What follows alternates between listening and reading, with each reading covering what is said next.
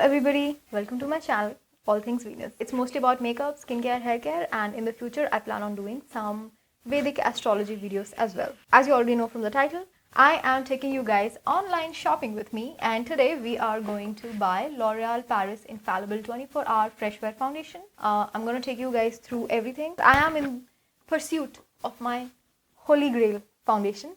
In drugstore. I generally like foundations that are liquid foundations. They suit my dry skin very well. This one says that it's long lasting. It's a demi matte finish. I actually like a glossy finish. Like my preferred skin aesthetic, I think can be best described as glossy AF. It says it's lightweight. I love that. Transfer proof, lasts 24 hours. Alright, how do I select the right shade for myself? So this is my shade card. I have cool undertone, warm undertone, neutral undertone. I select the shade, enlarging it over here, and I take my shade card and I place it right next to it. And this gives me a good basis for comparison. This is very, very pale. It's not suiting any of the shades I'm here. This is a no for me. Like that. There'll always be some shades that you can just absolutely look at and make out that they're either too light for you or too dark for you. And that's when the shade card comes really handy. The shade that you know looks good on you, you can go for the exact one, or a shade that you have but you think that's a little too light for you, you can use that as a reference and go for something that's slightly darker than that.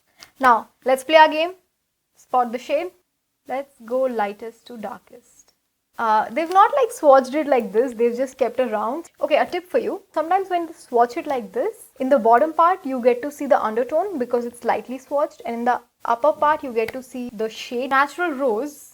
Can you guess what it is? I guess it is cool undertone. It looks neutral, but I think it's cool. NW15. L'Oreal people have just said light, medium, deep. They've not told cool, warm, neutral. I would have preferred had they told that as well. The next is golden beige. So the next one is 145 rose beige.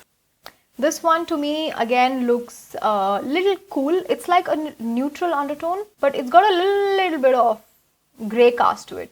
So if you're somebody who's of a very fair complexion but you've gotten slightly tan, then I think this would be good for you. Tell me in the comments below, what shade in MAC do you think this is? Where is 150? Why are the shades like this? They should be in order, or maybe that's just a Virgo in me speaking. 150 radiant beige. I would say radiant beige is yellow undertone, but it's not badami yellow or haldi yellow. Okay, to me it looks like it's wheat undertone. गेहूं रंग. अगर आप गेहूं रंग के हो, then I think 150 radiant beige आपके लिए अच्छा option हो सकता है. I guess NC30, NC25 to NC30, 220 sand. The next is 250 radiant sand. Definitely yellow. I love pigments like these. It's a very warm yellow undertone, a good yellow. I would say anybody from NC35 to NC40 would really enjoy this. Golden Sun, 260. Golden Sun is again a beautiful shade, looks like a good NC40 shade. Hazelnut, 330 looks to me warm undertone, definitely. 43, 44 like that. And Amber 300 is NC41 to me. They are missing a good NC42 shade. Yeah, I think we've covered all the shades. So those are the undertones and shades. I will leave the cool undertones here. All the warm undertones.